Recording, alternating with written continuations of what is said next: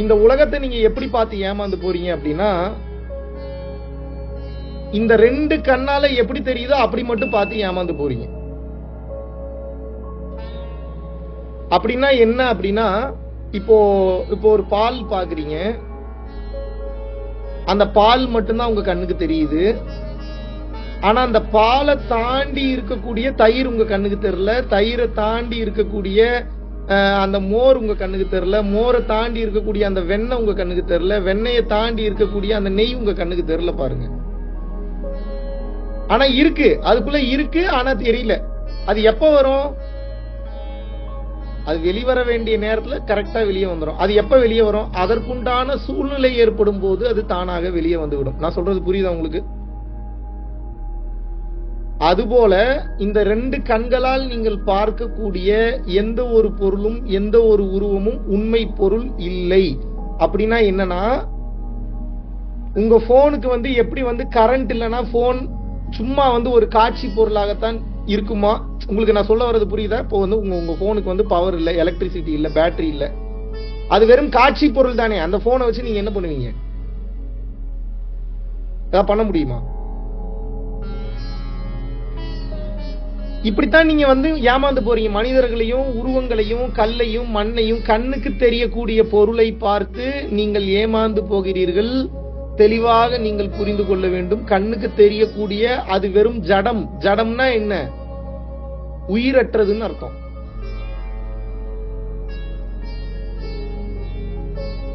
அப்ப அந்த ஜட பொருளை பார்ப்பதனால்தான் உங்களுக்குள்ள இப்ப இவ்வளவு பிரச்சனையும் வருது. ஏன் பிரச்சனை வருது?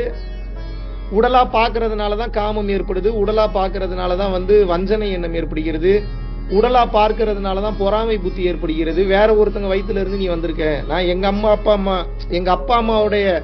அம்மாவோட வயிற்றுல இருந்து வந்திருக்கேன், எங்க அப்பா தான் என்ன வளர்த்தாரு, என் புருஷன் தான் என்ன பாத்துக்கிட்டாரு. இதெல்லாம் ஏன் வருதுன்னா, இது எல்லாமே தாண்ட தன்மையினாலதான் உங்களுக்கு இவ்வளவு பிரச்சனையும் வருது.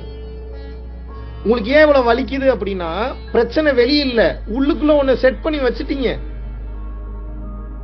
உள்ளுக்குள்ள ஒண்ணு செட் பண்ணி வச்சதுனால அந்த மாதிரி இல்லாதனால ஒவ்வொரு டைமும் வலிக்குது. அப்ப உள்ள என்ன செட் பண்ணி வச்சிருக்கீங்க? நான் எனக்கு ஒண்ணு வேணும், என்னால ஒண்ணு முடியும், நான் ஒண்ணு பண்றேன், எல்லாமே இந்த செல்ஃபிஷ்னஸ் சார்ந்தே இருப்பதனால் இறைவன் வேற ஒரு பிளான் வச்சிருக்கிறாரு. அது உங்களுக்கு தெரியல. அந்த இறைவனுடைய பிளான் தெரியாத காரணத்தினால நீங்க என்ன நினைச்சுக்கிறீங்கன்னா, உங்களை ஒரு பெரிய பேரறிவாளி, பெரும் புத்திசாலின்னு உங்களை நீங்க நினைச்சுக்கிறீங்க. அப்படின்னா எப்படி? எல்லாத்தையும் நீங்க தான் பண்றதா உங்களுக்கு நினைப்பு. அப்ப என்னன்னா, இறைவன் வேற ஏதோ ஒரு பிளான் வச்சிருக்கிறாரு.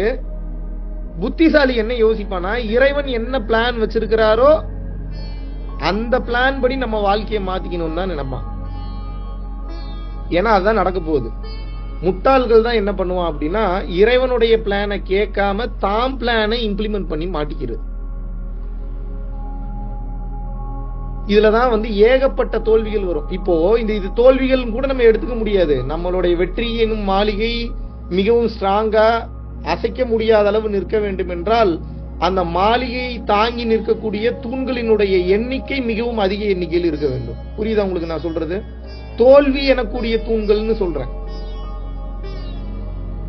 அப்ப இந்த கண்ணால பார்க்கக்கூடிய அந்த உருவங்கள் காட்சி பொருளாக உங்களுக்கு தெரிகிறது. ஆனால் அது காட்சி பொருளை பார்த்தீர்கள் என்றால் சுயநலம், பொறாமை, கோபம், வெறுப்பு, விருப்பு, தேவை, தேவையில்லை, நல்லது, கெட்டது, இது எல்லாமே டியூவாலிட்டி எல்லாமே வந்துடும். பிரித்து பார்க்கக்கூடிய தன்மை. பிரிச்சு பார்க்கறதுல 2 வகை இருக்கு. அதாவது ஒரு தத்துவத்தில் இருக்கக்கூடிய ஆழமான தத்துவத்தையும் உண்மையும் ஆராய்ச்சி பண்ணி பிரிச்சு பார்க்கறது வேற. அது ஹெல்த்தி. பிரிச்சு பார்க்கறதுன்னா இந்த பிரபஞ்சத்தில இருந்து நம்ம ஏதோ ஒரு தனி பொருள் போல நம்மள பிரிச்சு பார்க்கறது. அது என்ன? இந்த பிரபஞ்சத்தில இருந்து ஒரு கல்லு கிட்ட இருந்து கல்லு வேற நான் வேறன்னு பாக்குறது, ஒரு மண்ணு கிட்ட இருந்து மண்ணு வேற நான் வேறன்னு பாக்குறது, ஒரு ஆகாயத்துக்கிட்ட இருந்து ஆகாயம் வேற நான் வேறன்னு பாக்குறது, ஒரு புலி கிட்ட இருந்து புலி வேற நான் வேறன்னு பாக்குறது. அறிவில்லாதவன் தான் அப்படி பார்ப்பான். அறிவிருப்பவன் ஒருபோதும் அப்படி பார்க்க மாட்டான். காரணம் என்னவென்றால், உண்மையை உணர்ந்தவனுக்கு எல்லாருக்குமே தெரியும், இறைவன் பாத்தீங்கன்னா அனைத்து பொருள்களிலும் இருக்கிறார், அனைத்து பொருள்களிலும் இருக்கிறார், அனைத்து உயிர்களிலும் இருக்கிறார். நீங்க வேற எதையும் பிராக்டிஸ் பண்ணக்கூடாது. உங்களுக்கு பிரச்சனை இது ஒண்ணுல மட்டும்தான், இது ஒன்னதான் பிராக்டிஸ் பண்ணணும். நீங்க இது ஒன்ன மட்டும் சரி பண்ணிக்கிட்டே வரீங்க. ஒவ்வொரு டைம் நீங்க எங்க தப்பு பண்ணுவீங்கன்னா, சக உயிரா பாக்குற இடத்துல தான் தப்பு பண்றீங்க.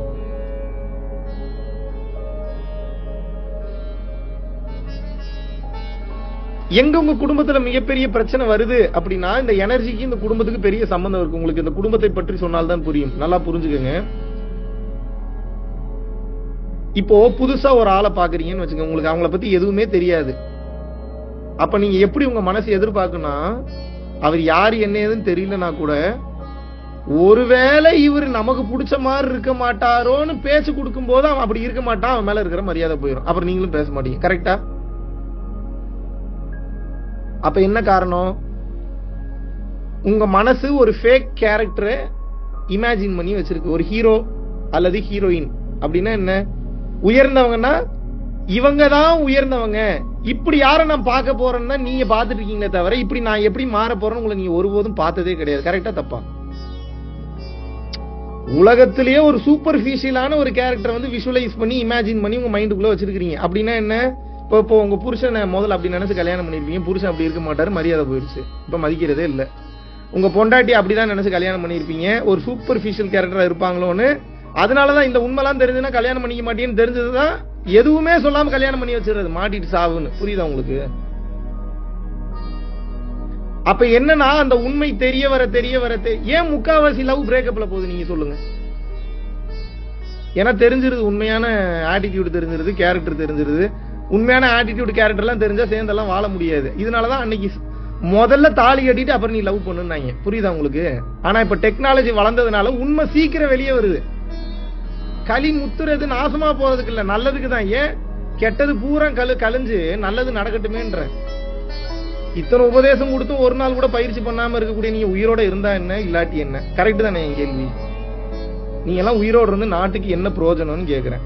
இத்தனை வீடியோ 1600 வீடியோ பேசியாச்சு, ஜீவகாருண்யத்துல இருங்கன்னு சொல்லியாச்சு, அன்னதானம் கொடுங்கன்னு சொல்லியாச்சு, பயிற்சி சொல்லி கொடுத்தாச்சு, விளக்கு தியானம் சொல்லி கொடுத்தாச்சு, எல்லா கன்றாவையும் பண்ணியாச்சு. இன்னும் உங்க வாழ்க்கையில வந்து ஏதோ ஒரு மாற்றம் நம்ம வாழ்க்கையில வந்து வரும்னு எதிர்பார்க்கிறது தவறு இல்ல. ஆனா அதுக்கு உண்டான முயற்சிகள் எதுவுமே எடுக்காம இருந்தீங்கன்னா யார் நம்மளை பாதுகாக்கிறது? இப்ப குடும்பத்துல இருக்கக்கூடிய பிரச்சனை இதுதான். இப்ப என்னன்னா, நல்லா புரிஞ்சுக்கோங்க. இப்ப கணவனுக்கு வந்து ஒரு ஃபேக்கான ஒரு கேரக்டர் இமேஜின் பண்ணி வச்சிருக்கீங்க. அந்த இமேஜினேஷன் பண்ண அந்த கேரக்டர் மாதிரி ஒவ்வொரு நாள் புதுசா பார்க்கக்கூடிய ஆளுங்க அப்படி இருப்பாங்களான்னு பாக்குறீங்க. ஆனா அப்படி அவங்க இல்ல. அதனால அவங்க கிட்ட கான்டாக்ட கட் பண்ணிடுறீங்க. இது ஒரு சில பேருக்கு பழக தெரியும், ஒரு சில பேருக்கு ரொம்ப வருஷம் கழிச்சு தெரியும், ஒரு சில பேருக்கு உடனே தெரிஞ்சிடும். இது அப்படி அவங்க எப்படி மெயின்டைன் பண்றாங்கன்றத பொறுத்து. இதுல ஒரு சில மாஸ்டர்ஸ் எல்லாம் இருப்பானுங்க, உங்களை ரீட் பண்ணிட்டானுங்கன்னா, ஓ இவளுக்கு இப்படிப்பட்ட கேரக்டர் தான் பிடிக்கும் போலன்ட்டு அவனோட ஒரிஜினல் கேரக்டரை மறைச்சிட்டு அவன் அந்த மாதிரி நடிக்க ஆரம்பிச்சிருவான். நீங்க என்ன நினைப்பீங்க? ஓ நமக்கு பிடிச்ச மாதிரியே ஒருத்தன் கிடைச்சிட்டான்டான்னு நினைச்சு பணத்தை செலவு பண்றது, பொருளை செலவு பண்றது, நேரத்தை செலவு பண்றது, எல்லா கர்மத்தையும் செலவு பண்றது, எல்லா கர்மத்தையும் கொடுத்துட வேண்டியது. அப்புறம் கொடுத்ததுக்கு அப்புறம் ஐயோ போச்சுன்னா போகத்தான் செய்யும். உங்கள் மனநிலை தைரியமாக இல்லை என்றால், மனநிலை தைரியமாகவும் பிறர் மனநிலையை கையாள ஆக்கிரமிக்க தெரிந்தவன் உங்கள் மனநிலை கையாண்டு உங்களுக்கு பிடிச்ச மாதிரியே நடிச்சு உங்களை ஏமாத்திடுவான். இதுக்கு பேர் தான் என்னை ஏமாத்திட்டான்றது. ஏதாவது புரியுதா நான் சொல்ல வருது? ஒரு ஃபேக்கா ஒரு கேரக்டர் இமேஜின் பண்ணி வச்சுக்கிறீங்க. பிரச்சனை இப்ப அதுதான். இப்ப அந்த கேரக்டர் மாதிரி ஒருத்தர் இல்ல அப்படின்னோடனே வெறுத்து ஒதுக்கிறீங்க. அவன் நல்லவனா இருந்தாலும் வெறுத்து ஒதுக்கிறீங்க, உதவி பண்ணவனா இருந்தாலும் வெறுத்து ஒதுக்கிறீங்க. ஏன்னா உங்களுக்கு இப்ப என்டர்டைன்மெண்ட் தேவைப்படுது. அவன்கிட்ட உட்காந்து பேசினா ஏதாவது பேசணும், ஜாலியா. மலேசியா பாஷையில செமையா சொல்லுவாங்க லேப்பா பண்றதுன்னு. லேப்பா பண்றது என்னன்னு தெரியுமா? அரட்டை அடிக்கிறது. உங்களுக்கு இப்ப என்டர்டைன்மெண்ட் வேணும். 3 மணிக்கு நீங்க ஏன் வந்து உட்காந்துருக்கீங்க? மத்த சேனல்லாம் போனா கண்ட கருமாந்திரத்தை பேசுவாங்க. இவன் ஒரு மாதிரி டைப்பா சுகமா பேசுறான்டான்னு தானே வந்திருக்கீங்க. யார் வாழ்க்கையில திருந்துறதுக்கு வந்திருக்கீங்க? உங்களுக்கு என்ன தேவை அப்படின்னா, லேப்பா பண்ணணும். அது ஒரு ஹையர் சோலோட லேப்பா பண்ணா அது உங்களுக்கு ஒரு ப்ரைடு வேற. ஓகே, இவர் கூட உட்காந்து இன்னைக்கு நம்ம கிளாஸ் அட்டெண்ட் பண்ணிட்டோம். இப்போ நான் என்ன கேட்கறேன்னா, இந்த கேரக்டர் இமேஜின் பண்ண அந்த கேரக்டர் என்ன பண்ணும் அப்படின்னா, ஒவ்வொருத்தரையும் பார்க்கும்போது அப்படி இல்லாதனால இந்த கேரக்டர் எங்கேயாவது கிடைக்காதான்னு சாகுற வரைக்கும் தேடிட்டு இருப்பீங்க. அது கிடைக்கவே கிடைக்காது. அந்த இலவங்காத்த கிளின்னு ஒரு கதை கேள்விப்பட்டிருக்கீங்களா? அதுவும் வரும். அந்த கதை தெரியுமா? அது தெரியாது. அதெல்லாம் தெரிஞ்சிருந்தா உறுப்பு இருப்பீங்க. எங்க அதான் அந்த கதைலாம் தெரியலையே. சிம்பிள் மேட்டரை கொண்டு அந்த இலவம் பஞ்சுக்குள்ள வச்சிருக்கான் பாருங்க மேட்டரை. ஒரு கிளி என்ன பண்ணுச்சா, நல்ல பழம் காயை சாப்பிடாது, கிளி பழத்தை தான் சாப்பிடும். அப்போ காய் பழமாகிற வரைக்கும் வெயிட் பண்ணும். அப்ப ஒரு கிளி என்ன பண்ணுதான், ஒரு மரத்துக்கிட்ட போய் உட்கார்ந்து காயா இருக்கக்கூடிய ஒரு காயை பாக்குது. அது இலவம் பஞ்சு வரக்கூடிய மரம். அப்படின்னா என்ன அர்த்தம், காய் இருக்கிற மாதிரி இருக்கும், அது டெய்லி பார்க்கும் பழுக்கல, மறுபடியும் பார்க்கும் பழுக்கல, மறுபடியும் பார்க்கும் பழுக்கல. அது எப்படி பழுக்கும்? இலவம் பஞ்சு வரக்கூடிய அந்த காய் எப்படி பழுக்கும்? கடைசியில ஒரு நாள், பல வருஷம் கழிச்சு பழுக்குமா பழுக்காதான்னு போய் பார்த்தா ஒரு நாள் வெடிச்சு பஞ்சுதான் வந்துதான். கடைசியில அந்த கிளியும் சரி அதுல இருந்து பழம் வரும் நினைச்சு ஃபீல் ஆகி கடைசியில அந்த கிளி செத்து போச்சான். எப்படி இருக்கு கதை? அந்த கிளி வேற யாரும் இல்ல, நீங்க தான். அந்த கேரக்டர் கிடைக்கும் தேடி அது கடைசி கிடைக்கவே கிடைக்காது. ஏன் அப்படின்னா, நீங்க உன்னை டிசைன் பண்ணி வச்சிருப்பீங்க. அந்த மாதிரி உண்மையாவே ஒருத்தன் வந்துட்டா கூட, இல்ல ஒருத்தி வந்துட்டா கூட, நாளைக்கு அதை விட டிஃபரெண்டா வேற ஏதாவது குவாலிட்டிஸ் இருக்கக்கூடிய ஒரு பீப்புளை பார்ப்பீங்க, வேற எங்கேயாவது கேட்பீங்க, அதை ஆட் பண்ணிருவீங்க. அந்த இமேஜினேஷன் கேரக்டருக்குள்ள அதை ஆட் பண்ணிருப்பீங்க. அந்த குவாலிட்டியில இதுவும் வரணும், மூக்கு கொஞ்சம் நீளமா இருக்கணும், காது கொஞ்சம் ரவுண்டா இருக்கணும், இப்படி பேசணும், நல்ல சிரிப்பு நகைச்சுவை உணர்வு இருக்கணும். இது ஆட் ஆகிட்டே போகும், இதுக்கு எண்டே கிடையாது. இப்ப பிரச்சனை என்னன்னா, இப்படி ஒருத்தன் கிடைக்க மாட்டான். இப்படி கிடைக்காதனால உங்களுக்கு எல்லாரும் மேலே இருந்த மரியாதை போச்சு. இப்ப மரியாதை போனதுனால இப்ப உங்களுக்கு என்ன வேணும்னா, என்டர்டைன்மெண்ட் வேணும், சுகம் வேணும். இப்ப உங்களுக்கு சுகம் கொடுக்கறதுக்கு ஆள் இல்ல. புருஷன் கொடுப்பாருன்னு நினைச்சீங்க, கொடுக்கல. பிள்ளைங்க கொடுப்பாங்கன்னு நினைச்சீங்க, கொடுக்கல. ஒரு டீச்சர் கொடுப்பாங்கன்னு நினைச்சீங்க. நான் சுகம் எல்லா சுகத்தையும் கொடுக்கும், ஜெனரல் சுகம் மீன் பண்றேன், சுகம் இன் எவ்ரிவே. வாத்தியார் கொடுப்பாருன்னு நினைச்சீங்க, கொடுக்கல. யூனிவர்சிட்டி கொடுக்கும்னு நினைச்சீங்க, கொடுக்கல. PhD படிச்சா கிடைக்கும்னு நினைச்சீங்க, கிடைக்கல. கோயிலுக்கு போனா கிடைக்கும்னு நினைச்சீங்க, கிடைக்கல. எங்க போயும் கிடைக்கல. ஏன் கிடைக்கல? தேடிக்கிட்டே இருக்கீங்க. இப்ப உங்களுக்கு என்ன வேணும்னா, உங்களுக்கு நீங்க சுகத்தை அனுபவிக்கிறதுக்கு இப்ப யாரோ ஒருத்தர் வேணும். இப்ப உங்களுக்கு இப்ப பிரச்சனைனா, உலகத்துல ஒருத்தன் கூட அப்படி இல்ல, அப்படி கணக்கு கிடையாது. இப்ப எப்ப உங்களுக்கு சுகம் வரும்னா, இந்த இமேஜினேஷன் கேரக்டர்னு ஒன்னே இல்லன்னு எரேஸ் பண்ணிட்டு, உங்க வாழ்க்கையில ஒவ்வொருத்தனும் ஒவ்வொரு டைப்பா வருவான். ஒவ்வொன்னும் பிரம்மனுடைய அற்புதமான படைப்புகள், ஒவ்வொன்னும் ஒவ்வொரு டிசைன். ஒருத்தன் கோபமா வருவான், ஒருத்தன் சிரிச்சுட்டே வருவான், ஒருத்தன் மென்டலா வருவான், ஒருத்தன் நல்லா பேசுவான், ஒருத்தன் நல்லா பேச மாட்டான், ஒருத்தன் அசிங்கமா திட்டுவான், ஒருத்தன் திட்டாமே இருப்பான். இப்ப நம்ம ஒரு ஞானி போல என்ன பண்ணணும்னா, பிரம்மனின் படைப்புகளை அப்படியே ரசிக்க கத்துக்கணும். இதுதான் ஞானம். இதத்தான் இந்த இது உங்களுக்கு புரியுற மாதிரி சொல்லிட்டு இங்கிலீஷ்ல என்ன சொல்றான்னா, accepting anything without conflicts will take you to peaceங்கறான். that is the miracle of surrender. அந்த சரண்டர் எப்படி வேலை செய்யும்னா, உங்க பொண்டாட்டிய மாத்தணும்னு முயற்சி மாறுவாங்க. நீங்க எதுவுமே பண்ண வேணாம். காலத்தை விட பெரிய டீச்சரா நீங்க உங்க பொறுமையை மட்டும் வளர்த்துக்கங்க. உங்க வேலையை பாருங்க, வீடு இருக்கா, சாப்பிடுங்க. புருஷன் தப்பு பண்றாரு, கவலையே படாதீங்க. அவருக்கு செய்ய வேண்டிய கடமையை செஞ்சுட்டு உங்க வேலையில நீங்க பிஸியா இருங்க. நீங்க போட்டீங்கன்னா கூட ஜெயில தான் போடுவீங்க. அவன் அதுக்கு மேல கொடூரமான ஏதாவது பண்ணிடுவான். கர்மா அவ்வளவு வலிமை வாய்ந்தது.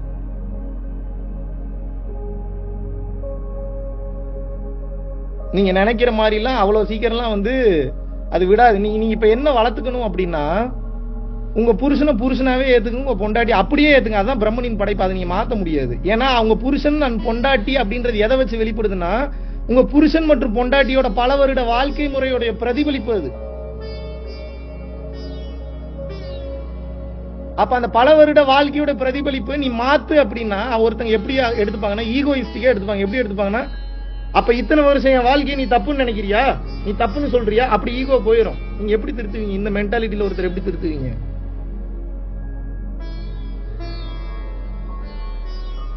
மலேசியால ஒரு பையன், நான் பேர் சொல்ல விரும்பல, சின்ன சின்ன சேட்டை பண்ணிட்டு இருந்தா, அப்புறம் கையை உடைக்கிறது, காலை உடைக்கிறது, சும்மா அநியாயமா எல்லாம் போக மாட்டான். திமுறா எவனா ஏதாவது பேசானா வாயை உடைச்சிருவான், ரத்தம் வந்துடும். அந்த மாதிரி ஒரு பையன் நியாயமான விஷயத்துக்கு தான் சண்டை போவான். பட் 0% டாலரன்ஸ் அப்படின்னா என்ன அர்த்தம்? சகிப்புத்தன்மை துளி கூட கிடையாதுன்னு அர்த்தம். அப்படி 0% டாலரன்ஸ்ல இருக்கக்கூடிய ஒரு பையன், அவங்க அப்பா அவ்வளவு பெரிய ஆள், அங்க அவங்க அம்மா அவ்வளவு பெரிய ஆளு, ஆனா இவன் மட்டும் இவங்க ஃபேமிலியோடயே சேர மாட்டான். காரணம் என்னன்னா, அவங்க அப்பா அம்மா கொஞ்சம் பிசினஸ்ல பிஸியானதுனால பையனை கொஞ்சம் கவனிக்க வேண்டிய சூழ்நிலை. அது அவங்களை தவறு சொல்ல முடியாது, அவங்க குடும்ப சூழ்நிலை அந்த மாதிரி. பையன் அப்படியே வேற ஒரு பழக்க வழக்கங்கள் கிடைக்குது, அப்படியே போறான். கடைசியில வாழ்க்கையே இழக்கிற மாதிரி ஒரு சூழ்நிலை மிஸ் ஆச்சுன்னா உயிர் போயிரு, வெட்டுக்குத்த அளவுக்கு ஆயிடும். அந்த மாதிரி ஆயிடுச்சு. அவங்க அப்பா கிட்டத்தட்ட இது எப்போ ஒரு 10 வருஷமா அவங்க ஃபேமிலியில அந்த ப்ராப்ளம் போயிட்டு இருக்கு. 10 இயர்ஸ் என்ன ப்ராப்ளம் போயிட்டு இருக்கு அப்படின்னா, அந்த 10 இயர்ஸ் என்ன ப்ராப்ளம்னா நல்லா கவனிக்கணும். அவங்க அப்பா போய் சொல்றாரு, நீங்க என்ன தொட்டீங்கன்னா நான் அவனை போய் அடிச்சிருவேன், வெட்டிடுவேன்றான். நீ வீட்டை விட்டு வெளியே போனா போயிடுவான், வரவே மாட்டேன்றான். அவரு இப்படி மிரட்டுறாரு, அப்படி மிரட்டுறாரு. அவங்க அம்மா அப்படி மிரட்டுறாங்க, இப்படி மிரட்டுறாங்க. சித்தப்பா, அவங்க சித்தப்பா பெரிய ஆள், ஊருக்குள்ள யார் யாரோ வந்து சொல்லிப்பா, ஒரு இன்ச்சு நகரல. எவனா இருந்தாலும் நீ அவ்வளவு பெரிய ஆள்னா அதை விட பெரிய ஆள். காரணம் என்னன்னா, அவன் அவளை திமிரு பிடிச்சவன் கிடையாது. நல்லா புரிஞ்சுக்கணும். அவனுடைய இன்டெலிஜென்ஸ், அவனுடைய நாலேஜ், அவனுடைய லாஜிக் வேற லெவல்ல இருக்கு. உங்களுக்கு ஒரு சின்ன எக்ஸாம்பிள் சொன்னா தெரியும் அவன் எப்பேற்பட்ட அறிவாளின்னு. கவனிங்க. அப்ப அவனை டீல் பண்றது எவ்வளவு கஷ்டம்னு உங்களுக்கு அப்பதான் புரியலன்னா புரியும். ஏன்னா இன்னைக்கு இருக்கிற ஒவ்வொருத்தரும் இவ்வளவு அறிவா இருக்கான். அவனுடைய இன்டெலிஜென்ஸ் நீங்க பிரேக் பண்ணலாம், ஒருத்தர் நீங்க சொல்றதெல்லாம் கேட்க மாட்டான். அவன் என்ன தெரியுமா சொல்றான்? அவங்க அப்பா சொல்றாரு, டே சிகரெட் அடிச்சா உடம்பு கெட்டு போயிடும்டா அப்படின்னா, அதுக்கு அவன் ஒரு ரிசர்ச் சொல்றான். ஒரு அமெரிக்கன் ரிசர்ச் எடுத்து நம்பரோட சொல்றான். அப்ப இந்த மாதிரி அமெரிக்கால இந்த டைம்ல இருந்து இந்த டைம் வரைக்கும் சிகரெட் பிடிக்காம செத்து போனவங்களோட எண்ணிக்கை 45%. 50 வயசு 60 வயசுலயே செத்து போயிட்டாங்க ஹார்ட் அட்டாக் வந்து. சிகரெட் பிடிச்சு இன்னைக்கு உயிரோட வாழ்ந்துட்டு இருக்கிறவனோட சதவீதம் 75%. காரணம் என்னன்னா, அவன் டெய்லி எக்ஸசைஸ் பண்றான், அவன் டெய்லி எக்ஸசைஸ் பண்ணல. நான் டெய்லி எக்ஸசைஸ் பண்றேன், நான் டெய்லி சிகரெட் அடிச்சுக்கிறேன். என்ன பதில் சொல்லுவீங்க இதுக்கு?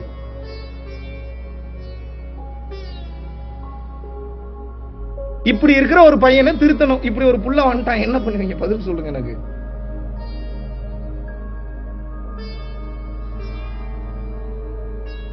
என்ன இப்படி பார்த்தா ஞானம் எங்கேயும் இல்லை, இங்கதான் இருக்குது.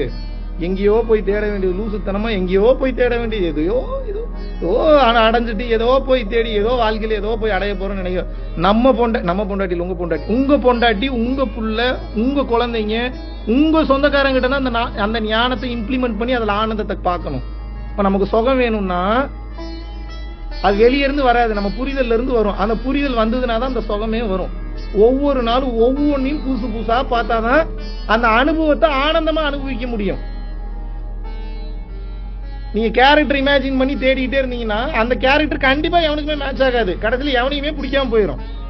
இதுவே ஒரு பசுமாடாவே பாருங்க, வேற எதையும் அதுகிட்ட எதிர்பார்க்காதீங்க. கேட்டா அதுக்கு பேர் முற்போக்கு சிந்தனை வேற சொல்லுவாங்க. அது ஏங்க அப்படி இல்ல? விவாதத்துக்கு நல்லா இருக்க முடியாது. அதெல்லாம் விவாதத்துக்கு, பஞ்சாயத்து பண்றதுக்கு, சண்டை போடுறதுக்கு, நீ பெரியாளா நான் பெரியாளான்னு காட்டுறதுக்கு. புரியுதா நான் சொல்றது ஏதாவது உங்களுக்கு? இப்ப அந்த பையன் கேட்டான்ல அவங்க அப்பா கிட்ட, எனக்கு இந்த மாதிரிப்பா, இப்ப இந்த மாதிரிலாம் பிள்ளைங்க எல்லாம் வந்துட்டா நீங்க எப்படி திருத்துவீங்க? கொஞ்சம் யோசிச்சிருக்கீங்களா? ஏன் உங்க பிள்ளைங்க நீங்க சொல்றதை கேட்க மாட்டாங்கன்னா, உங்க பிள்ளைங்க உங்களோட புத்திசாலியா இருக்காங்க, புரிஞ்சுக்கங்க. லூசுத்தனமா யோசிக்காதீங்க. எப்பயுமே ஒரு அப்பா மற்றும் அம்மாவினுடைய டிஎன்ஏ ரெண்டு டிஎன்ஏ வேற லெவல். நீங்க பெரிய அறிவாளின்னு உங்களை நினைக்கிறீங்க இல்ல, தெரிஞ்சோ தெரியாம நீங்க அறிவாளி தான். அப்ப உங்க அறிவாளி ஜீன்ல இருந்து வரக்கூடிய இன்னொரு ஜீன் அறிவாளியா இருக்குமா, முட்டாளா இருக்குமா? கண்டிப்பா அறிவாளியா தான் இருக்கும். பட் அது நல்ல பாதைக்கு போகுமா, கெட்ட பாதைக்கு போகுமான்றது அதுதான் முடிவு எடுக்கும். நல்ல பாதையா கெட்ட பாதையான்றது அது முடிவெடுக்கும். அதோட ஆன்ம கர்மா முடிவெடுக்கும். அது எஃபிஷியன்டா அந்த உடல் பலம், அந்த எனர்ஜி, அது எது வந்து முடிவு பண்ணா உங்க டிஎன்ஏல இருந்து வரும். அப்ப உங்களோட அறிவு, தாய் மற்றும் தகப்பனுடைய டிஎன்ஏ விந்து சக்தி, ஸ்லோனித சக்தியை விட 50% பவரோட அதிகம் வரும். அந்த புள்ளைகிட்ட போய் நீங்க எவ்வளவு நாள் வந்து பயத்தை காமிச்சு உட்கார வச்சிருக்க முடியும்? உலகம் ரொம்ப பெருசு. இப்ப கையில வந்துருச்சு, மொத்த உலகமும் இந்த ஒரு போன்ல வந்துருச்சு. நம்புறீங்களா இல்லையா? மொத்த உலகமும் இந்த போனுக்குள்ள இருக்கு. மொத்த உலகமும் இருக்கு, மொத்த பிரபஞ்சமும் இருக்கு. நிலால எங்க இருக்குன்னு உங்களால சொல்ல முடியாது. இது சொல்லணும். இப்ப கூகுள் எடுத்து ஓபன் பண்ணா நிலால பிளாட் போட்டு வித்துட்டு இருக்கானுங்க இந்த இடத்துல. இந்த அப்ப என்ன, மொத்த உலகம் இந்த மொபைல்ல வந்துருச்சு. 5 நிமிஷத்துல ஓபன் பண்ணிடுறான். உங்களுக்கு தெரியாத பதில் இப்ப அப்பா அம்மாட்ட கேட்டு பதில் கிடைக்கலன்னா கூகுள்ல பாத்துறான். இப்ப அடுத்த கட்டம் வந்துருச்சு, சாட் ஜிபிடி வந்துருச்சு, மெட்டா ஏஐ வந்துருச்சு வாட்ஸ்அப்ல. நல்லா மிரண்டுட்டு இப்ப மெட்டா ஏஐ எல்லாம் பார்த்து என்ன வேகத்துல பதில் சொல்லுது. அது ரொம்ப ஈஸி. இப்ப நான் கூகுள் பக்கமே போறதில்ல. என்ன கேள்வி கேட்டாலும் அந்த வாட்ஸ்அப்ல இருக்கக்கூடிய மெட்டா ஏஐ பதில் சொல்லிடுது ஷார்ட் பாயிண்ட்ல.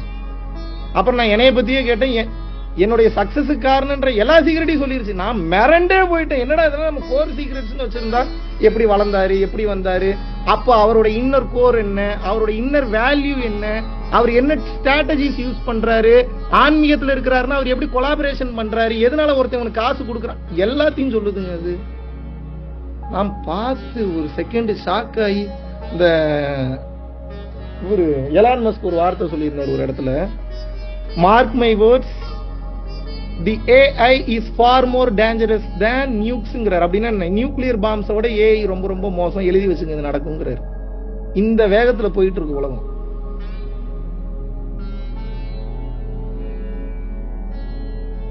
இன்னும் பழைய எப்படி பழைய பாட்டே பாடிக்கிட்டு இருந்தா எப்படி? கொஞ்சம் நீங்க திட்டுறீங்களா, திட்டுங்க, கொஞ்சம் ட்ரெண்டா திட்டுங்க, அப்பதான் எங்களுக்கு கொஞ்சம் இன்ட்ரெஸ்டிங்கா இருக்கும் கேட்கறதுக்கு. அசிங்கப்படுத்துறீங்களா, கொஞ்சம் இன்ட்ரெஸ்டிங்கா அசிங்கப்படுத்துங்க, அப்பதான் திருந்துவோம்.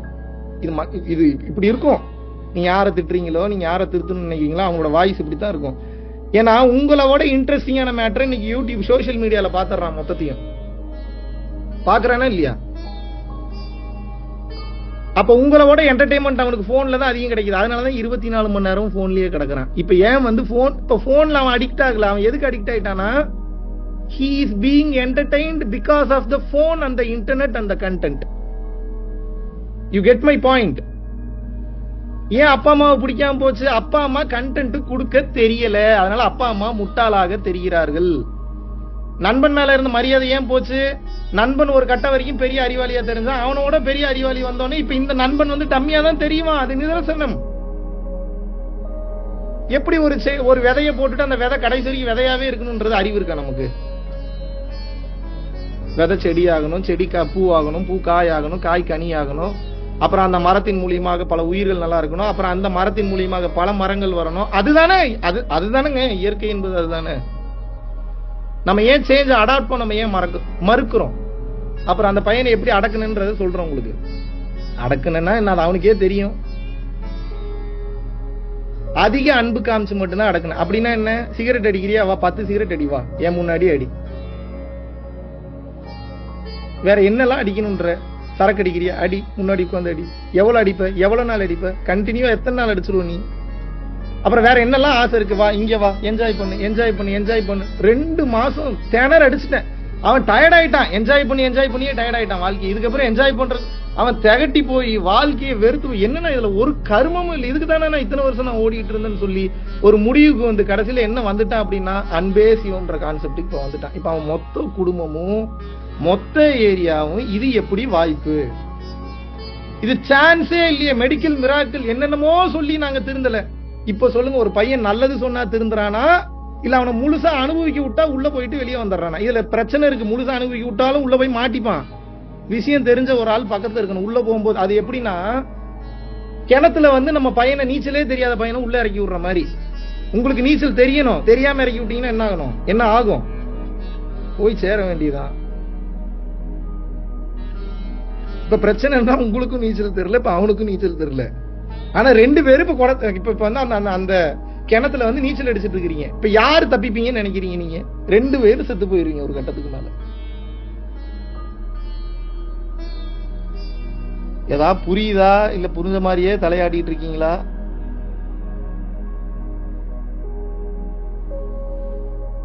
புரியுதா உங்களுக்கு பிரச்சனை எங்கன்னு? இப்போ இந்த குடும்பத்துல இருக்கக்கூடிய மரியாதை கிடைச்சாதான் இப்ப உங்களுக்கு சந்தோஷம் கிடைக்கும். ஏன் அப்படின்னா, நல்லா புரிஞ்சுக்கங்க, உங்க குடும்பத்துல ரொம்ப அதிக நேரம் ஸ்பெண்ட் பண்ணிட்டு இருக்கீங்க. 3/4 நேரம் குடும்பத்துல தான் இருக்கீங்க. நீங்க என்னை தப்பா எடுத்துக்காதீங்க, ஒரு வெளிப்படையான உண்மையை சொல்றேன். இவ என் பொண்டாட்டி, இந்த பொண்டாட்டி எனக்கு மட்டும்தான், இந்த புருஷன் எனக்கு மட்டும்தான் நினைச்சீங்கன்னா உங்களுக்கு வலிக்கும். கடைசி வரைக்கும் எழுதி வச்சுக்கோங்க. ஏங்க அப்ப நீங்க என்னங்க சொல்றீங்க? அப்படிலாம் கேட்காதீங்க, அதுக்கு மேலேயே போகாதீங்க. இந்த மைண்ட் செட் வரணும், மன ரீதியா இருக்கணும். இது இல்லைன்னா வலிக்கும், 100% வலிக்கும். எப்படி நீங்க கூட்டி கழிச்சு பார்த்து, எப்படி நீங்க கணக்கு போட்டு பாத்தீங்கன்னாலும் வலிக்கும். காரணம் என்னன்னா, இப்ப என்னால நான் ஆகாய மார்க்கமெல்லாம் இப்ப நான் பேசுவேன். இப்ப நான் பேசி உங்களுக்கு, இப்ப எத்தனை பேர் ஆகாய மார்க்கமா போயிருவீங்க நீங்க பிளைட் இல்லாம? இங்கேயே வாழ்றது எப்படின்னு தெரியல. ஒருத்தன் என்கிட்ட வந்து கேட்டான், எங்க இந்த கூடு விட்டு கூடு போயிருது எனக்கு சொல்லி கொடுப்பீங்க? ஏன்டா இருக்கிற கூட்டுலயே உனக்கு ஒண்ணும் பண்றது தெரியல, என்ன பண்றதுன்னு தெரியல, புது கூட்டுல போய் என்ன போய் பண்ணுவான்? இங்க ஆற்றலுக்கு இங்க பிரச்சனையே கிடையாது. அதை பயன்படுத்தக்கூடிய தகுதி நமக்கு இருக்கா? அதுதான் கேள்வி. உங்களிடம் கேட்டுக்கொள்வது ஒன்றே ஒன்றுதான், நல்லா புரிஞ்சுக்குங்க. இந்த குடும்பம் வந்து ரொம்ப ஆபத்தானதுன்னு சொல்றேன். எந்த குடும்பம்? எல்லா குடும்பமும் தப்பா எடுத்துக்காங்க. Sorry to say this. இதெல்லாம் யாரும் வெளிப்படையா பேச மாட்டாங்க. ஏன்னா கலாச்சாரத்துல கை வச்சா அதுக்கு ஒரு பெரிய குரூப்பே கிளம்பும். ந புண்ணியம் ந பாபம்ங்கிறாரு. சிதானந்த ரூபா சிவோகம் சிவோகம்ங்கிறார் ஆதிசங்கரர். என்ன சொல்றாரு? சிதானந்த ரூபா சிவோகம் சிவோகம் அப்படின்னா என்ன? அங்க எதுவுமே இல்லைங்கிறாரு. அங்கன்னா எங்க? எங்கேயுமே அப்படின்னா என்ன? கண்ணுக்கு தெரியுற எதுவுமே உண்மை இல்லைங்கிறாரு. கரெக்டா? அப்ப எதுவுமே உண்மை இல்ல அப்படின்னா அங்க எதுவுமே இல்ல, ஜீரோன்னு அர்த்தம். அதுதான் உண்மைன்னு அர்த்தம். இப்ப அடுத்த பிரச்சனை, சரி ஓகே, இப்ப இந்த சட்டத்திட்டங்கள் எல்லாமே ஏற்றப்பட்டாச்சு, ஓகே. இப்ப நான் வந்து ஒரு 10 வருஷத்துக்கு ஒரு 10 வருஷம் இல்ல 10 வருஷத்துக்கு முன்னாடி பைக்ல வந்துட்டு இருந்தேன். இப்ப ஒரு 30 வருஷத்துக்கு முன்னாடி நான் உயிரோடவே இல்ல. ஆனா நீங்க எதுல வந்திருப்பீங்க? நீங்க சைக்கிள்ல வந்திருப்பீங்க. 100 வருஷத்துக்கு முன்னாடி எப்படி வந்தீங்க? நடந்து வந்தீங்க. இப்ப நான் வந்து உங்ககிட்ட வந்து நான் என்ன சொல்றேன்னா, அந்த காலகட்டத்தில் நீங்க நடந்தா வந்தீங்க, அதனால இப்பயும் நீங்க எல்லா இடத்துக்கும் நடந்தே போங்க வாங்கன்னா கேட்பீங்களா? ஏன் கேட்க மாட்டீங்க? ஏன்னா இந்த உலகத்துக்கு தகுந்த மாதிரி ஸ்பீடு வேணும். கரெக்டா இல்லையா? இந்த உலகத்துக்கு தகுந்தாற் போல மாறித்தான் ஆக வேண்டும். சரியா இல்லையா? அப்ப கலாச்சாரம் என்பது பல வருடங்களுக்கு, பல 100 வருடங்களுக்கு முன்னாடி கிரியேட் பண்ண அந்த கான்செப்ட ஒரு துளி கூட மாற்றம் செய்யாம அப்படியே ஃபாலோ பண்ணிட்டு வர்றாங்க. அப்படின்னா சட்டத்துல திருத்தம் பண்றீங்க, கலாச்சாரத்துல திருத்தம் பண்ணீங்களா? கலாச்சாரம் என்பது மாற்றவே முடியாதல்ல. மக்கள் மொத்தமா ஒரு வாழ்க்கை முறையை பின்பற்றான் அப்படின்னா அதுவே ஒரு கலாச்சாரமா மாறிடும் ஒரு காலகட்டத்துக்கு மேல. சிந்து சமவெளி நாகரிகம்னு ஒரு நாகரிகம் இருந்தது, அப்புறம் ஏகப்பட்ட நாகரிகம் இருந்தது, என்னென்னமோ இருந்தது. இப்போ ஒவ்வொருத்தருடைய பழக்க வழக்கம் தானே அப்படி மாறுது. அப்போ இந்த கலாச்சாரத்தில் மாற்றம் ஏற்படாத காரணத்தினால் இந்த மதவாதிகள் மேலே இருந்தவங்க அவங்களுக்கு சாதகமா முக்கியமான சில பாயிண்ட்ஸ்ல ஆப்பு வச்சு விட்டு போயிட்டான். அப்படின்னா என்ன? நீங்க அந்த பாயிண்ட் வந்து தப்பா புரிஞ்சிருக்கிறதுனால உங்களால ஞானத்துக்கு போகவே முடியாது. அப்படின்னா என்ன அர்த்தம்? கடைசி வரைக்கும் நீங்கள் ஆளப்படுவீர்கள், அந்த உண்மை தெரிஞ்சவங்க மட்டும்தான் ஆழ்வான். புரியுதா? நான் ஏதாவது பேசுறது புரியுதா இல்ல புரிஞ்ச மாதிரியே நடிக்கிறீங்களா? இப்ப அந்த உண்மை இல்லாத காரணத்தினால இப்ப மக்கள் எல்லாருமே ஸ்லேவரி சிஸ்டத்துக்குள்ள இருக்கான். ஞானம் பெறாதவன், நல்லா புரிஞ்சுக்கணும், ஞானம் பெறாதவன் ஸ்லேவரி சிஸ்டத்துல இருக்கான். ஞானம் பெற்றவன் ஸ்லேவரி சிஸ்டத்துக்குள்ள இருந்தாலும் ஃப்ரீடமா இருக்கான். ஏன்னா இந்த சொசைட்டி உங்களால சேஞ்ச் பண்ண முடியாது. சொசைட்டி சேஞ்ச் பண்ணணும்னா அதுக்கு அர்த்தம் என்னன்னா, சொசைட்டில இருக்கக்கூடிய ஒவ்வொருத்தரும் தன்னை சேஞ்ச் பண்ணிக்கணும்னு அர்த்தம். அப்பதான் சொசைட்டி சேஞ்ச் ஆகும். அப்ப ப்ராப்ளம் என்ன? சொசைட்டி மாறணும்னா முதல்ல நம்ம மாறணும். நம்ம மாறணும்னா என்ன? உண்மை என்னன்னு புரியணும். உண்மை என்னன்றது என்ன புரியணும்? எதெல்லாம் இங்க நிரந்தரம், எதெல்லாம் நிரந்தரம் இல்லைன்னு புரிஞ்சிருச்சுன்னா தேவையில்லாத கோபம் கம்மியாயிரும், தேவையில்லாத வேகம் கம்மியாயிரும், கடுப்பு கம்மியாயிரும், இயலாமையினால வரக்கூடிய எரிச்சல் கம்மியாயிரும், பழி வாங்குற புத்தி கம்மியாயிரும், எல்லாம் கம்மியாயிரும், வாழ்க்கையில நிம்மதி அதிகமாயிரும்.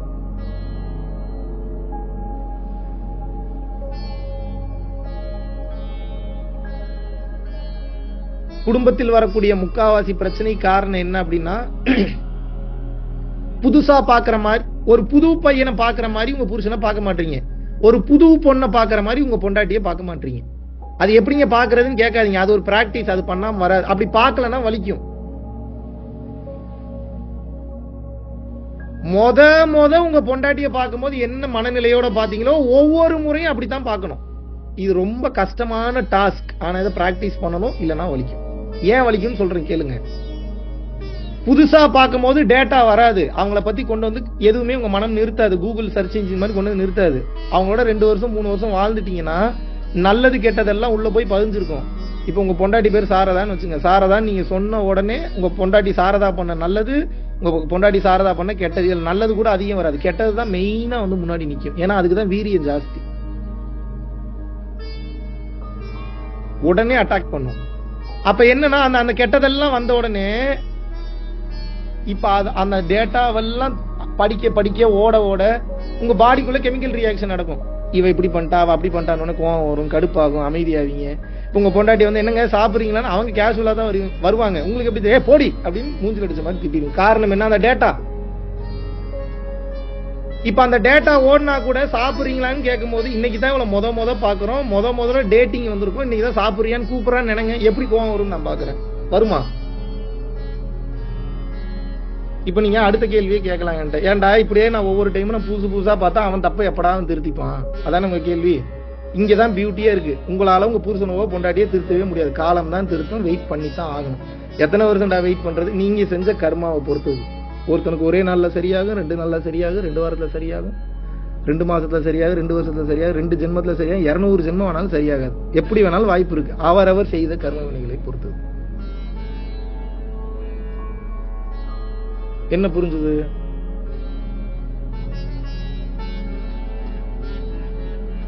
மனுஷன்னா தப்பு செய்யத்தான் செய்வான். மனுஷன்னா மனம் அலைவாயத்தான் செய்யும். விஸ்வாமித்திரராலேயே மனசை கட்டுப்படுத்த முடியல. ஆசை ஒரு செகண்ட்ல கவுத்து விட்டுருச்சு. யாருனால? விஸ்வாமித்திரர். பல கிரகங்களை உருவாக்கக்கூடிய அளவுக்கு ஒரு சில மந்திர வார்த்தைகள் சொன்னார்னா 2 நிமிஷத்துல ஒரு கிரகத்தை உருவாக்கிடுவார்.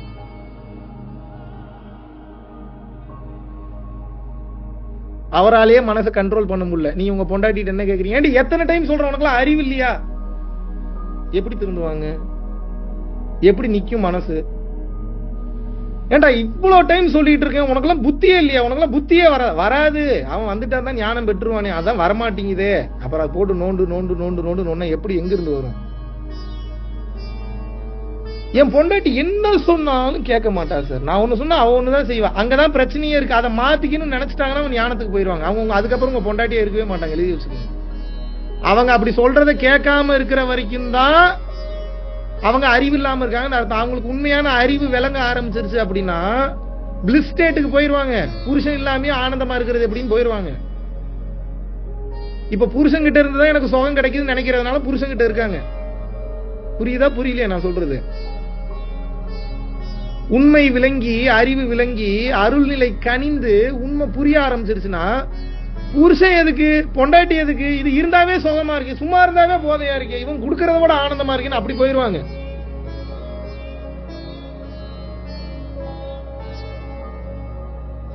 காரணம் என்ன தெரியுமா?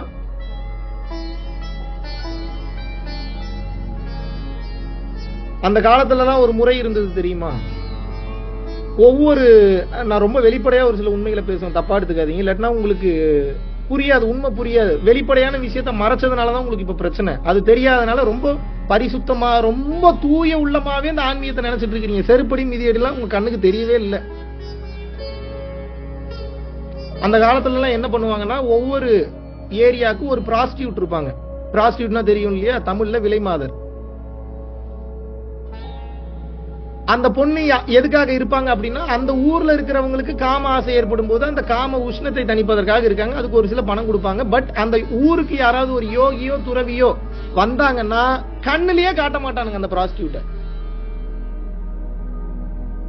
உங்களுக்கு ஒரு டவுட் வரலாம், அவ்வளவு கேவலமான வராங்க அந்த யோகி, அப்படித்தானே? அவ்வளவு மோசமான வராங்க அந்த துறவி, அப்படித்தானே? அது அப்படி அல்ல. நம்ம சித்தறிவு அப்படித்தான் யோசிக்கும். அந்த யோகி அல்லது துறவி முன்னாடி அந்த பிராஸ்டியூட் அவர் பார்த்தாருன்னா அவள் செய்யக்கூடிய அந்த வேலை, அதாவது அது தப்புன்னு சொல்ல மாட்டாரு. அவர் என்ன சொல்றாருன்னா, நீ இவ்வளவு கஷ்டப்பட்டு இறைவன் அடைய தேவையில்லமா, நீ சும்மா உட்கார்ந்தாலே இந்த சோகம் கிடைக்கும்ன்ற வித்தையை சொல்லி கொடுத்து தீட்சை கொடுத்துட்டு போயிடுவாரு. அந்த பொண்ணு திருந்திரும். அந்த பொண்ணு திருந்திடுச்சுன்னா அந்த ஊர்ல இருக்கிறவங்களுக்கு என்டர்டைன்மெண்ட் கிடையாது. எப்படி சுயநலமா இருந்திருக்கானுங்க பாருங்க. இந்த கதைலாம் தெரியுமா உங்களுக்கு? இந்த கதைலாம் எங்க போய் தெரிய போதும்? இப்ப இந்த வரலாறு தெரிஞ்சுக்காம நீங்க மாட்டி இருக்கீங்களா, சுதந்திரத்துல இருக்கீங்களா, இல்ல பிரச்சனையில இருக்கீங்களான்னு உங்களுக்கு எப்படி தெரியும்? முதல்ல நம்ம ஒரு விடுதலை பெறணும்னா முதல்ல நம்ம இருக்கக்கூடிய நாட்டினுடைய வரலாறு தெரிஞ்சுக்கணும்.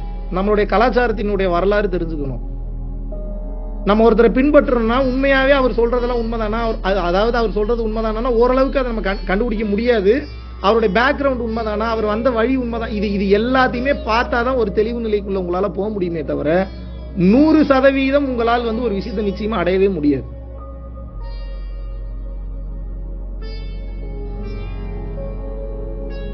இந்த எனர்ஜி எங்க போகும்னா, ஆரம்பத்தில் நான் சொன்ன மாதிரி குடும்பத்தில் போய்விடும்.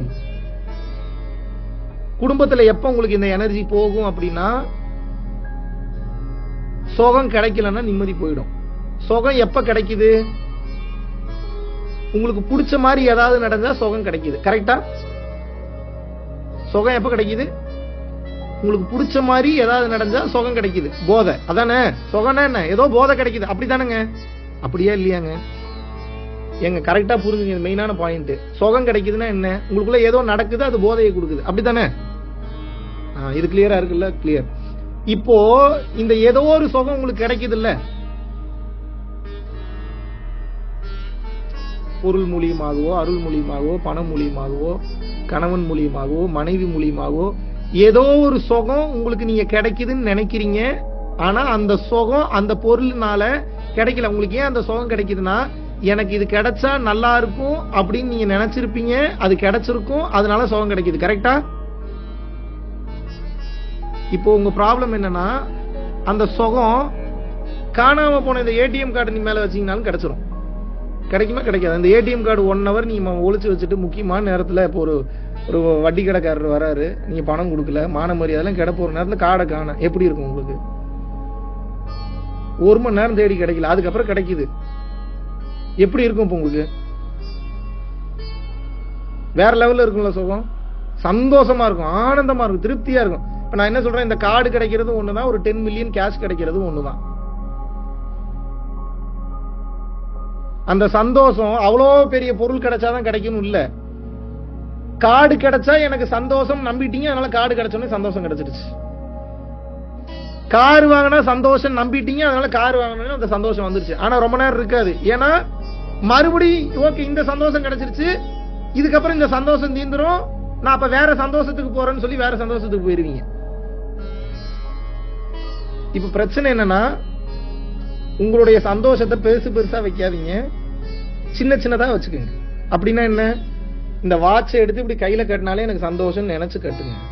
இறைவன் எப்பேற்பட்ட ஒரு வாட்சை கொடுத்திருக்கிறாரு, எவ்வளவு சூப்பரா கொடுத்திருக்கிறாரு, அதை கட்டுறதுக்கு ஒரு கை கொடுத்திருக்கிறாரு, அவனுக்கு கை இல்ல. இதை கட்டிட்டு போகும்போது ஒரு 4 பேர் எப்படி என்னை ரசிப்பான், அது எப்பேற்பட்ட ஒரு ஆப்பர்ச்சுனிட்டி.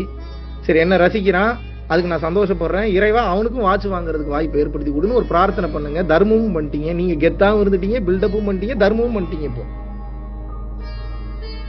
இந்த வாட்ச் கிடைச்சா சந்தோஷம் கட்டுங்க, சந்தோஷமா இருக்கும். இந்த வாட்டர் பாட்டில திறந்து தண்ணி குடிச்சா இறைவன் பாருங்க தண்ணியை படைச்சிட்டாரு, வாட்டர் பாட்டில படைச்சிட்டாரு, மனிதர்களை படைச்சிட்டாரு, தாகத்தை படைச்சிட்டாரு. இப்ப எனக்கு தாகம் வேற எடுக்குது, இதை குடிச்சா எப்படி இருக்கு, அடாடா. இவ்வளவுதான் வைக்கணும்ன்ற, இதுக்கு பேர் தான் பிரசன்ட்ல வாழ்றது.